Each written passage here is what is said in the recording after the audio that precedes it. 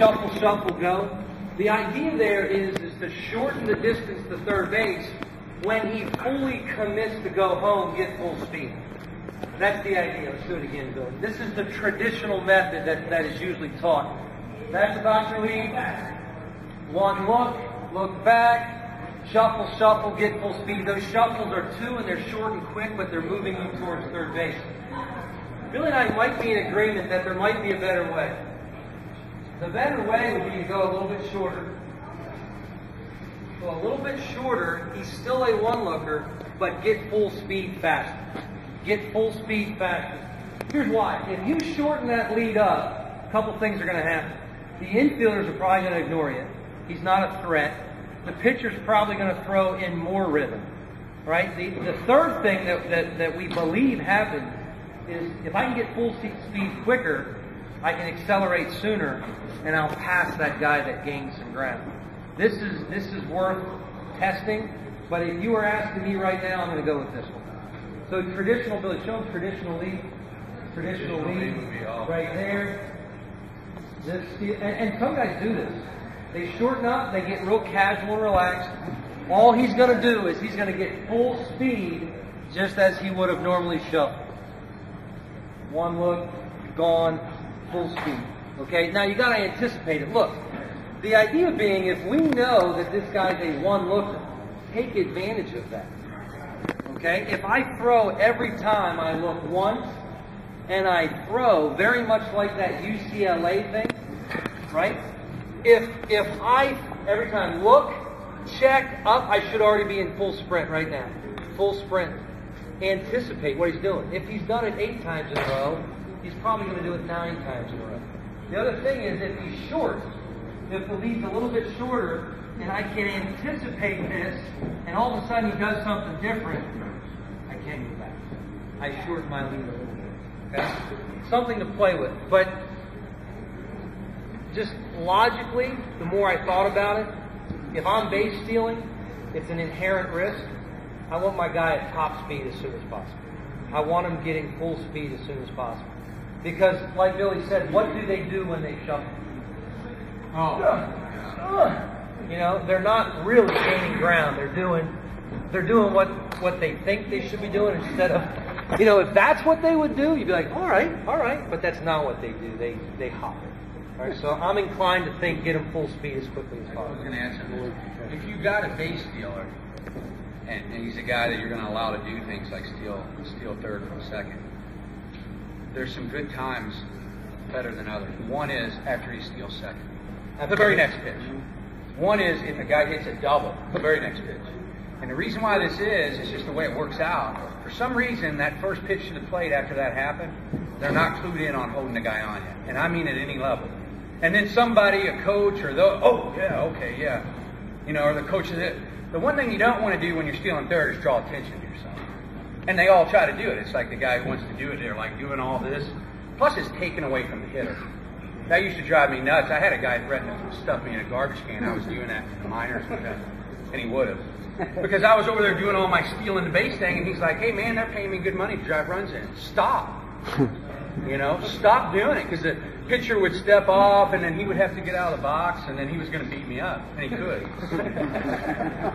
Don't draw attention to yourself and do it. Those are 2 really good times. Because the infielders, there's a lull right there. He steals second base, the play's over, we walk back out to our position, the pitcher will throw a pitch, and that particular time is probably your best time as far as the element of surprise. And then if the guy hits a double, you know, he hits a double, he's in second. For some reason, that very first pitch to the plate, nobody really pays attention to that. Then the next pitch, okay, we got it together. Oh, I got coverage. Okay, I'll hold it.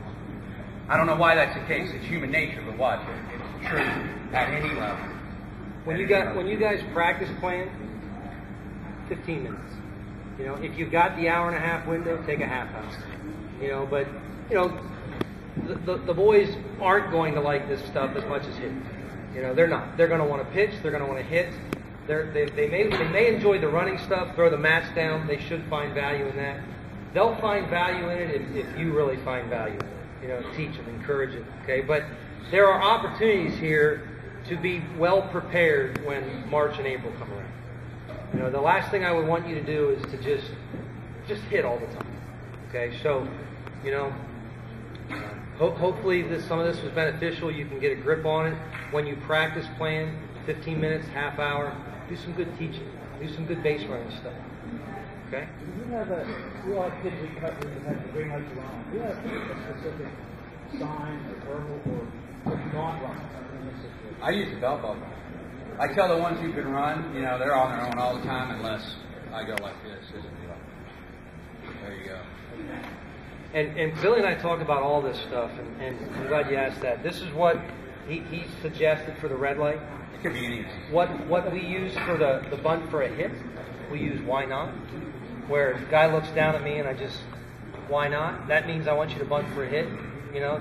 So whatever the situation, following a home run, they're lazy, they're relaxed, guy's got some wheels, left on left, right? Guy's a lefty hitter, good lefty pitcher. So why not? Runner on second base, nobody out. Hey, if you get thrown out, still advance the runner anyway. Why not? Right? Can I tell them why we like the flash sign? Yeah. I found this when I was playing. First off, I like the game to get going a little bit. You know, I want my guy to get it. 95% of the time, all this means nothing. I mean, I've had coaches doing this to me, and the bases are loaded with 2 outs. You know, I'm like, we want me to not strike out sign? No, seriously, you know, and it gets frustrating because you know you want to get in there and hit. So we like just doing flash stuff, and we like say, if you're the hitter coming up, get me right. I mean, walking up to the box, look at me. I may just go, hey, you're hitting. I may not want you to know what I'm going to tell the runner or what I might do. I just want you to hit, right? And then I look out here, whatever. And this stuff, you can get it done quick, and it's pretty benign stuff. It's not like dramatic stuff. I mean, it could be stuff you do. You know, all this could be stuff. I don't think they're even looking that much anyway, man. If you're sitting over there and you're a Hodayas, I'm going to watch you all day. I mean, seriously, come on. So why are we going to go through all the nonsense? When 95% of the time, nothing's going on. Right. Let's just get going. Let's play. Get in the box, hit. I like the consistency if we do keep the same. Like, Sure. stuff, Bill and I are going to have the same sign, 16, 18, sure. The other thing is, there are times, I like the bunt and run. I like when you start a runner up, make the third baseman field the ball, see if they're disciplined enough to go cover third base. You know, so I said to Billy, the one thing you and I haven't talked about is how do we start the runner? I'm not talking about a steal. I'm not talking about risking the pickoff. I'm talking about I want him in motion, and I don't want to risk the pickoff. So just like hit and run principles. And Billy said, well, what we did in the minors was if I held up one hand with the number of outs, that meant I want you running. So if there's nobody out and the guy's coming up to the box and I go, why not? Just there's you bunting for a hit, and then I look at you and go, hey! And that means you're going to start, he's going to bunt for a hit, think third base. So he's stealing the base then?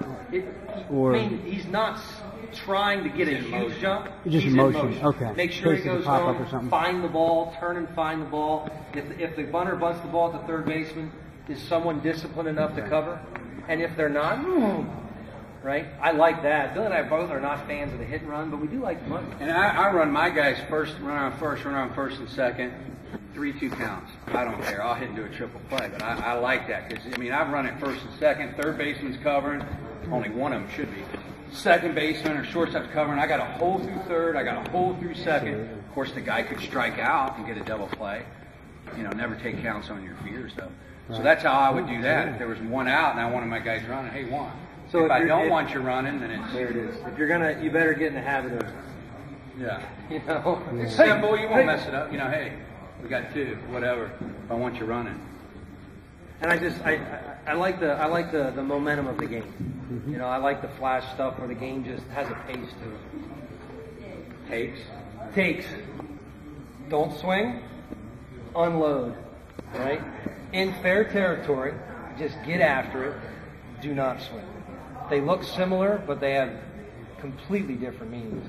Foul territory, let one pass. Fair territory, have at it. 3-0. 3. You could use that anytime if, you know, maybe you just wanted him to take it.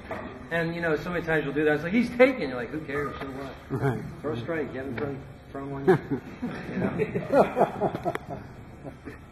Okay, so again, we videoed it. We're gonna put it online for you. If you stealing a guy, straight steal, I mean, would you give him a take if you want to get him out in a second? Or? I don't like